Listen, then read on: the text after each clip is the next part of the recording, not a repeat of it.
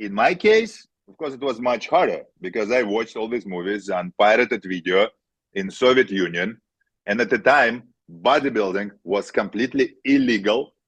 Martial arts were illegal. Wow. Probably because Stallone, who you have right there behind you in Rambo, he killed so many Russians.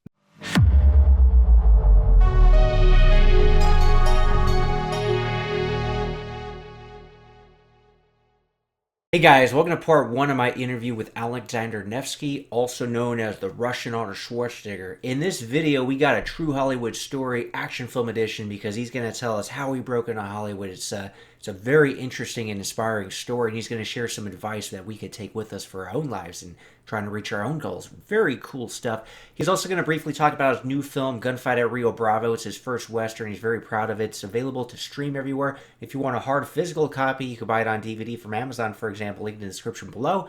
So if you like this kind of content, you're really going to love this interview, by the way. Hit the like button, subscribe, share the video, and if you want to show some extra support, it'd be greatly appreciated. I'll give you some exclusive content. Check out the Patreon. I just posted an amusing video in there yesterday, for example. I like your background.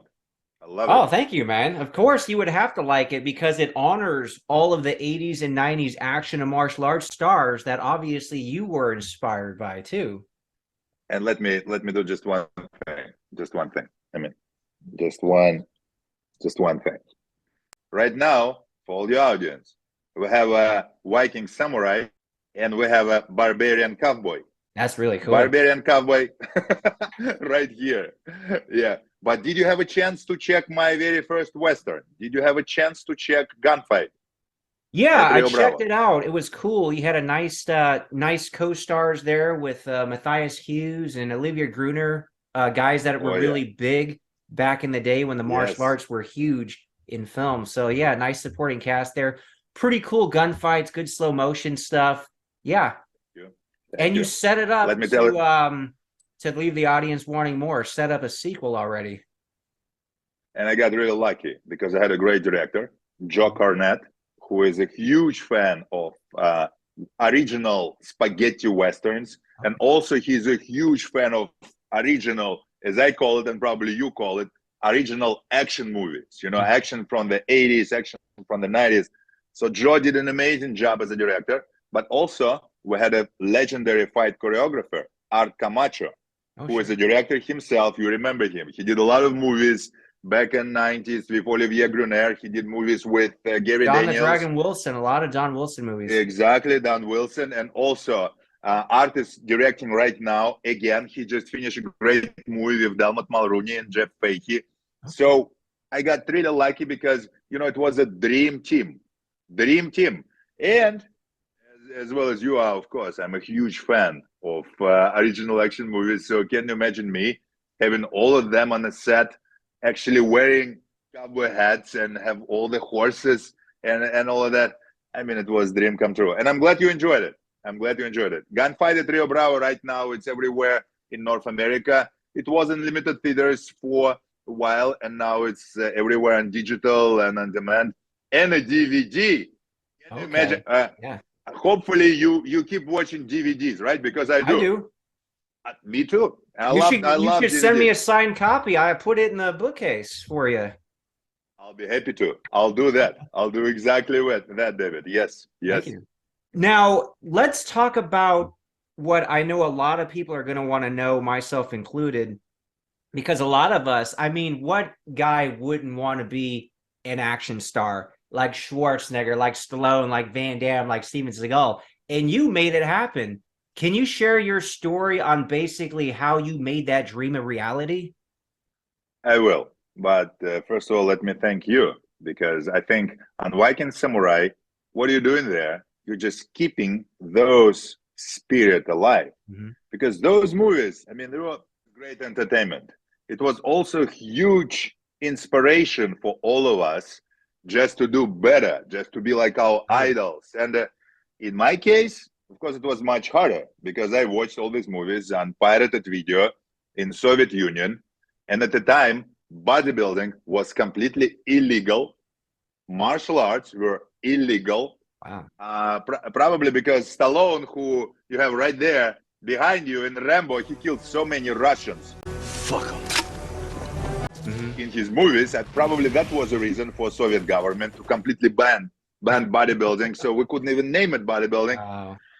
But thanks to Perestroika, thanks to Michael Gorbachev, of course. I mean, I remember they had 2 movies on one video. That's how they sold it, Pirates. Oh. Like 2 movies on one videotape. And for me, I mean, it was always kind of like a different world. And a good thing, the only good thing about Pirates at the time was they kind of released, they didn't, for them, it wasn't, they didn't have any difference. They didn't see any difference in between like of $40 million Schwarzenegger movie and $1 million Don Dragon Wilson movie. They put them on same video and we basically watched them one after another. And for me, even long before I started kickboxing or whatever, for me, Don Dragon Wilson was as big as Arnold. Oh, wow. You know? Yeah. And by the way, I did 2 movies already with Dragon, and he's a personal friend. And I honestly think he is the best kickboxer of all time because he was just an amazing. And also, of course, he's an amazing action hero.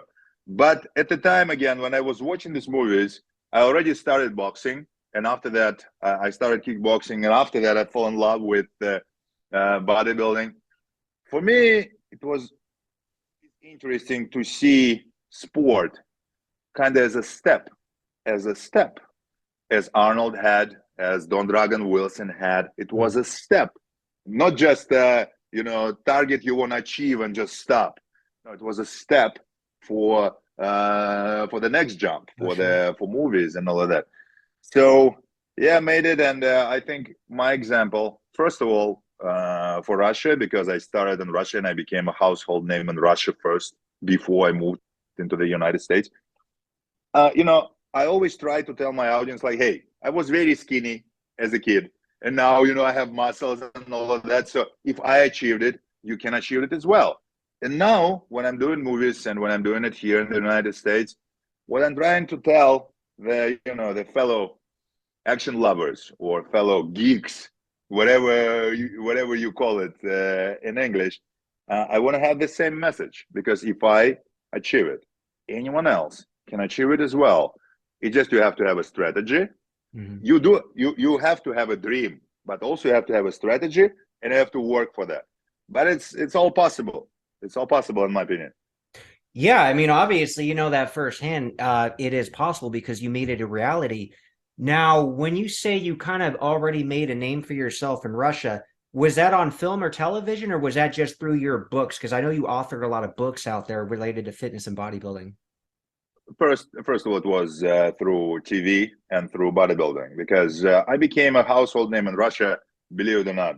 Oh, It wow. will be 30 years, because it happened in the end of 1993, and Russian TV suddenly, again, because of the perestroika and everything else, bodybuilding became legal, and it was kind of like a new cool thing. And I was 20 years old at the time, and Russian television just decided to make kind of like a Russian version of Pumping Iron, like a documentary for TV about that new cool thing about bodybuilding. And they chose me as a main star because I was already big. I had a great story because I was at the university already. I was a boxer. I was very skinny before and after story, right? I was trying to promote bodybuilding already. I was published articles about that. And probably I look like Arnold to them at the time, because, for example, right now I'm 260, and at the time I was already like almost 300 pounds and all of that. Oh, wow. So yeah, they decided to use me for that film, and they interviewed me and they shot me in a gym, in a boxing gym, and a bodybuilding gym. And those documentary, they called it Target Universe. And it was long before I made it into the Mr. Universe, but it was like Target Universe, because I was talking to them about my targets. I was talking to them about importance of being strong, but also about being smart and getting an education. And I was talking about my dreams and all of that. So they showed that documentary on Russian TV in the end of 1993, in December of 1993. And suddenly, about 40 million people watch it. Wow. 40 million people. And they watch it between me and you for 2 obvious reasons. Because one of them was my amazing charisma and my muscles and all that. Another reason was I mean, we had just two channels at the time. so, That they helps. didn't, Yeah, limited competition. There exactly, you go. What else are you gonna watch? exactly, exactly. Yes, exactly. They didn't have much choice. But talking seriously, Russian TV was amazed because they got about like 100,000 letters. And at the time, it was like real letters, not like emails or Yeah, whatever, sure. letters. Yeah, it took work. And they invited me back. And in 1994, I started with my own TV show and I started to promote bodybuilding and promote martial arts. Mhm. And my first book was published in 1996.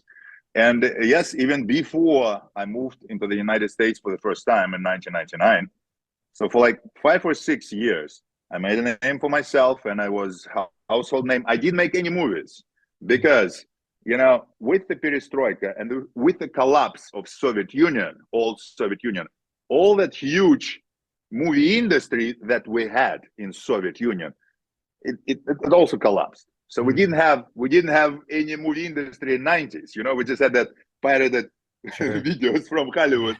Yeah. And just for you to understand, as a movie lover, when I moved into the United States in 1999, the total box office in Russia was like $2 million. $2 Okay. million total box office.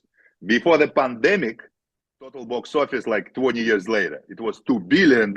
Oh wow. That's exactly. But at the time, it was almost zero, Nothing. and that's Yeah. why, yeah, I moved into the United States. And of course, when I moved here, it's kind of like I moved on Mars or something, or different planet, because of course no one knew me, no one understood me, no Mhm. one was interested. I mean, everyone was nice and friendly and all of that, but it was completely new world. And I went to UCLA Extension. I started to learn English over there, and I went to Lee Strasberg Theater Institute. I started to learn acting. After that, I went back to UCLA, and I studied film producing, and it's a completely different story at the UCLA Extension. But the most important thing is, I always dreamed about being in California. I mean, California. Where are you now, by the way? Are you Well, I where are you? was in California for a while and I grew up a lot of my life there. I wasn't born there. I'm actually living in the Midwest now, so I don't live out there anymore, but I do visit. My brother still lives out there. You know what I'm talking about? That dream. I mean, that stereotype which everyone has, probably in the United States, and all around the world, about California, like palms and sun and Arnold Schwarzenegger and Hollywood and all of that. So, yes, I always wanted to be in California, and now I'm here. And every morning when I wake up, every morning when I see the sun, I just think, how lucky am I? You know. Yeah, that's great. And I think another interesting part of your story was I guess you got offered different parts for like Battle Dome and even a Van Damme movie, but they basically wanted you to play the Russian bad guy, just the stereotype, but you didn't really want to do that. So can you tell us what you did instead? That was a big heartbreaking moments for me at the time, because to be on a real American TV show, or to be like in a real film. And Jean-Claude Van Damme, he was also idol of mine Sure. since I was a young kid. And of course, I had his pirated poster, because we couldn't buy like real posters, so they made like pirated posters. Oh, well, of course, I Mhm. had it in my home. And I think it was 2000. It was 2000 when I was offered a part in his movie. It was The Order, The Mm. Order, Sheldon Lettich Oh, movie, Sean Lettish. The Yeah, cool. Order. Oh yeah, which Avi Lerner produced. And I was introduced to Jean-Claude by his agent at the time, Jack Gilardi. Jack Mhm. was vice president at ICM, and he liked me a lot.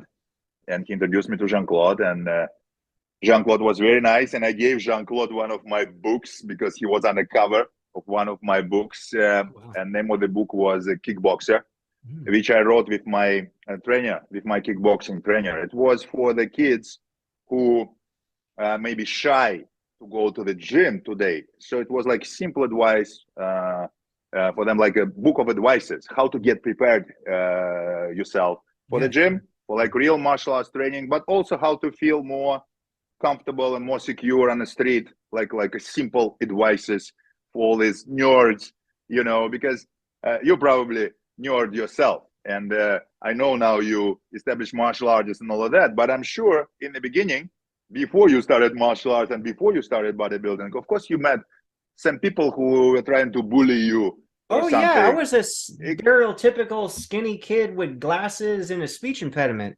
I didn't have anything going for me. See, I was exactly like that, just without glasses. I was exactly like that. And what I figure out very fast, that all those kind of like, tough guys who basically trying to kick some skinny kid in a school, in real life, they're not brave at all. I mean, they're not heroes at all. And as soon as that skinny kid just punch them in the nose, I mean, bam, all problems will gone. But that Yeah. skinny kid should understand that he can and he should defend himself. So my point is, those kickboxing book was for that kids, not for like serious kickboxers or for Yeah, champions. sure. Of course not. It was for those kids. But Van Damme was on the cover, and I gave it to him, and he was laughing, and we spoke about my career. And yes, there was a part in the film. If you remember the movie, he's playing the adventurer. And yes, he has to find his father, who was played by Charlton Heston. But before that, some of his adventure, you follow his adventure. So he is doing something in Ukraine, he's doing something in Europe, he's stealing something in Africa, whatever. And there was one moment where he's stealing something from the museum, and there's a big security guy who has to stop him, and they have fight and all of that. And they wanted me to play that big guy, and they told me, like, Alexander, it will be great exposure for the first step. You can join SAG, ICM will sign you, and all of that. To be honest with you, David, I didn't move to the United States to play that kind of roles. Plus, I couldn't go back to my audience with that kind of roles. And I was very honest. I was very honest with Jack, and I was very honest with Jean-Claude. And actually, when I was introduced to Sheldon Lettich, who you know, right? You Oh yeah, introduced he's Sheldon, cool, you man. spot. He's an amazing guy. So when I was introduced to him, and again, it was 2000, I explained it to him that it's a huge honor. It's just I cannot really do that. And I remember he looked at me and he said, Alexander, you're doing everything correct. So there will be a day when you will call the shots, and everything will be good. And actually, 12 years later, Sheldon became executive producer of my film Black Rose. That This you was my directed. directorial. Yeah, I actually seen that the other day. Thank you very much. It was my first Netflix film. It's not on Netflix anymore. It was like for 3 years exclusively on Netflix. Now it's on all the other platform. But Sheldon was an executive producer of this film. So he was right back then in 2000. Yeah, sure.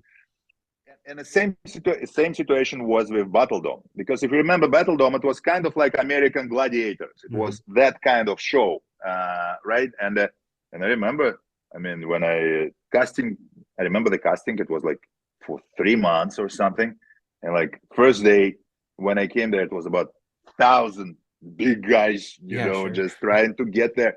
In the end of the day, there were just 5 of us, and that was a day when they showed us the contracts, because they never show you the contract in the beginning. They show it to you in the end, when they already chose you. So when I read the contract, I mean, on top of it, I remember it was like Alexander Nevsky and Columbia TriStar Television, whatever, and it was all cool. But when I read it, and when they explained it to me, things about the character, because it was supposed to be, I mean, again, it was a great show and everything, but you remember the characters. If you remember the characters were kind of like caricatures, whatever, kind of like bigger than life, and they looked at my character and they thought it should be like big, stupid Russian with like a red star somewhere, on his whatever, on his pants, or I couldn't do it either. And of course, at the time, it was, I think it was also 2000. I think at the time it was even with SAG minimum or whatever, it could be thousands every week, which at the time, especially, I just moved to California, and of course I I had my student visa. I had some money which I was getting, from Russia, from my books, whatever. So I still was able to rent nice apartment and then whatever. But kind of comfortable. Yeah. again, you lived here. It's even back then. It's a very expensive place to live. So for me, it was hard to say no, to be honest with you. But again, I didn't come here to play that kind of roles. If you understand what I'm saying. Oh yeah. And I was really lucky because I was introduced very fast. I was introduced to my idols, to Ralph Miller. Remember Ralph from Gladiator and Best of the Best? Best of the Best too. Yeah. Exactly, and Cyborg and all of that. So Ralph actually, right now he's like a big brother to me. But even then, when he just met me, he took me under his wing right away. He introduced me to Arnold, Arnold Schwarzenegger. And I remember the reason for my first meeting with Arnold was the book I got from Michael Gorbachev, because I knew Michael Gorbachev very well, our ex-president. And before I moved into the United States, he signed a book for Arnold, so I can give it to Arnold. And I gave Arnold book from Michael Gorbachev, and also we spoke for the first time in length. And I remember Ralph was pushing me and telling me like, hey, ask Arnold for advice, ask Arnold. And I did, with my really broken English at the time. I asked Arnold, what should I do? And he looked at me and he said, first of all, you're doing everything correct. You should respect your audience, which you already have. And here he told me, just think about producing. Just think about producing. And don't forget, that was 2000. And I just started to think about acting, not producing. Because in Russia, I graduated from Moscow State University of Management. And I was good at economics. But I never really tried acting or producing before I came to the United States. And Arnold was the first one who mentioned it. And by the way, 15 years later, Arnold and Ralph, they were the first ones who watched Maximum Impact with me. Yeah, that's another one. That's cool. You should check it. It's Prime Video movie. If you have a subscription, you can watch it for free over there. But it was my biggest film, budget-wise. It was directed by Andrzej Bartkowiak, who directed Doom and Roma Must Die and Cradle to the Grave, all the big studio movies. And actually, Andrzej worked with Arnold on Twins. Andrzej was a DP, director of photography, on Twins and Speed and Devil's Advocate, all these movies before he started to direct. So can you imagine me, the nerd / geek from Russia, sitting there in a screening room in Beverly Hills and watching movie with Arnold and Ralph, which was directed by Andrzej and all of that. I mean, it's all magical moments. It's just, I worked very hard for that. That's a great story. So basically, though, you turned down those roles that you didn't really want to represent these Russian characters like in a negative light. And then didn't you basically write and produce and star in Moscow Heat? That's really what kicked you off and started it, right? Yes, it did. It's just a lot of things happened because Moscow Heat happened about, I think we started Moscow Heat in 2003. And by 2003, I already knew what to do. Because again, as I said in the beginning, it's great to have a dream. It's great to have muscles. It's great to have look or whatever. But also you have to have a strategy. You have to have a strategy. And my strategy was very simple. I understood that actually no one will hire me here to play action heroes. No one, for several reasons, and I never doubt myself. I just understood that yes, that's the way they portray Russians in movies, right? And also producers who I spoke to, they were honest with me and they told me like, Alexander, look at the situation. Even your heroes now going straight to DVD and all that. I mean, it's a different. Yeah, but Arnold changed it again with Terminator 3. With Kristana Loken, who was with me in Black Rose. In Black Rose, yeah, that was cool. Exactly, yeah, but Arnold just got back and it was a huge smash hit even before he became a governor. And it was amazing movie. And you know what Stallone did with Expendables and New Oh, Rocky and sure. New Rambo, and yeah. But at the time, in the beginning of the thousands, it was a little different. Hmm. So I understood that somehow I have to find my place here. I have to figure out how to move forward. And what Arnold told me, he told me also to just try and figure out how to create a situation so I depend on my decisions, not on studio decisions, not on agents' decisions, on my Hmm. decisions. And uh, that that was a great advice. And I think for all your audience out there, mm, they should they should think exactly like that.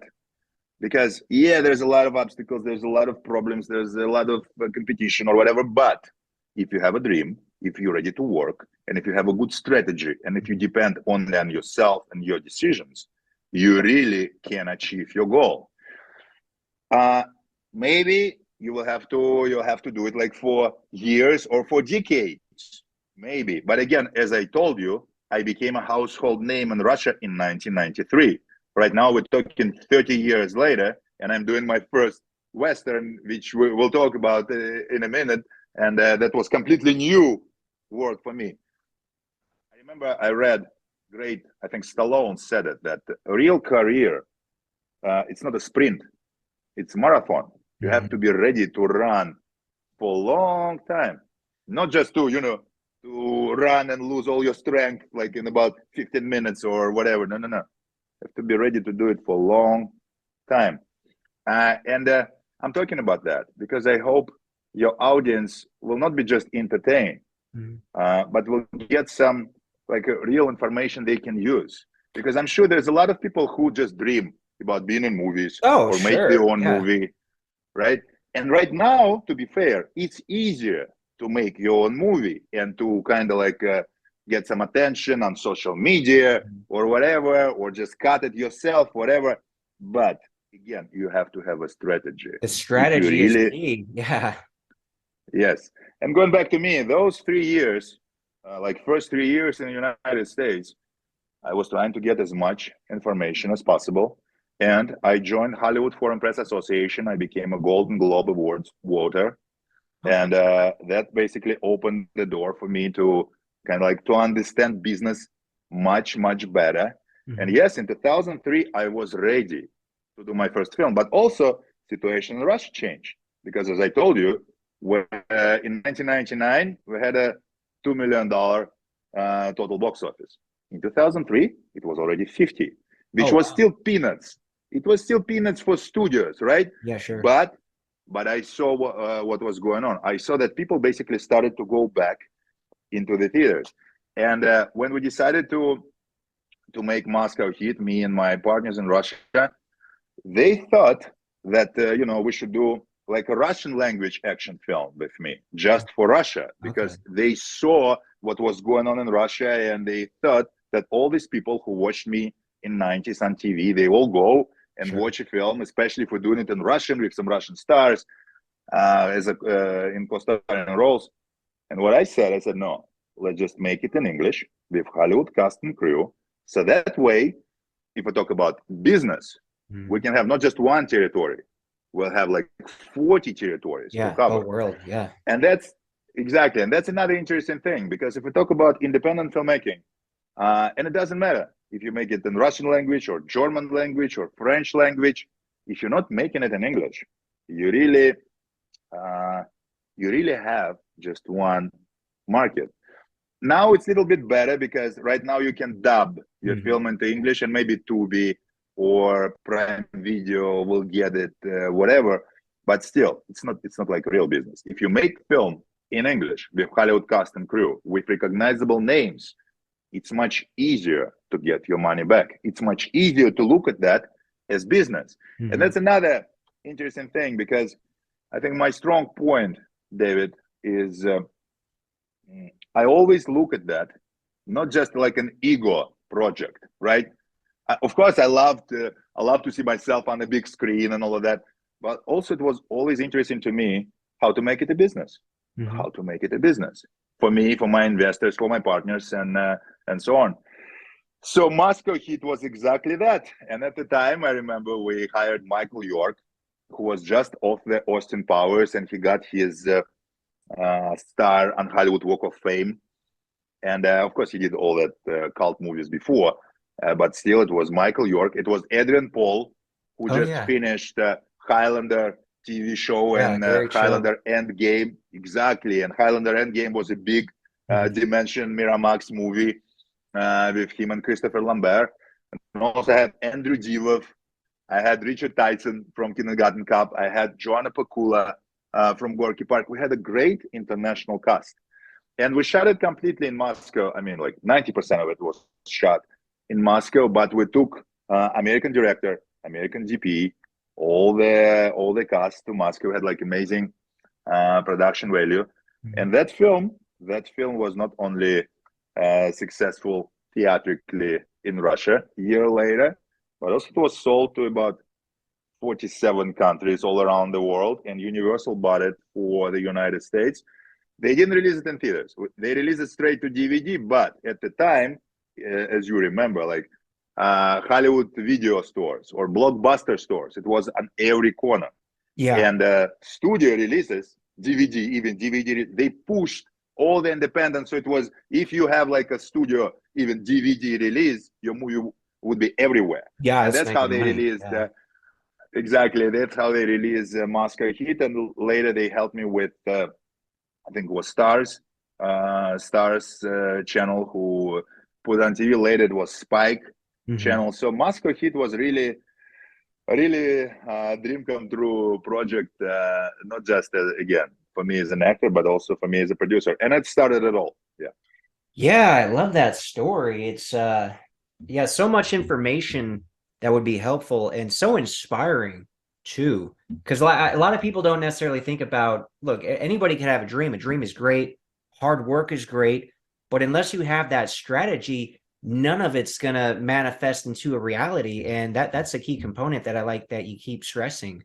That people may not think, oh, I work hard, I got a dream. It's like, no, that specific strategy. So you very smart about it, which is obviously why it worked out for you, among other things.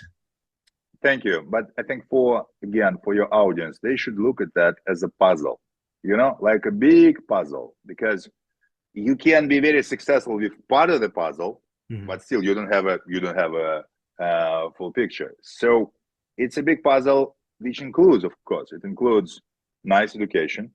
It includes your dream, right strategy. You have to be in shape. You have to, you have to take care of yourself. Oh, Of yeah. course, there's no questions about that. But also you should think about publicity. Also, you should think about your next movie right away, because you know how they say it here, it's always about the next movie. Sure. And I know it sounds hard probably, because I mean it's super hard to make one movie happen, right? Just to think about another one right away and all of that. But that's how it is, and if you can look at that as a puzzle, and if you know how to put that puzzle together, you have all the chances to do it for a long time. There's no guarantee, and you know that, and all Yeah. your fans know that there's no guarantee, but there can be more chances or less chances. And if you look at that way, it's much more chances to succeed. Exactly. Basically, you have to be ready and prepared, because they say luck is when preparation meets opportunity. So you never know when that Absolutely. opportunity is going to show up. So you might as well, in that interim time, prepare and be prepared and be ready whenever that opportunity comes. So yeah, great stuff. Great stuff. I'll be back.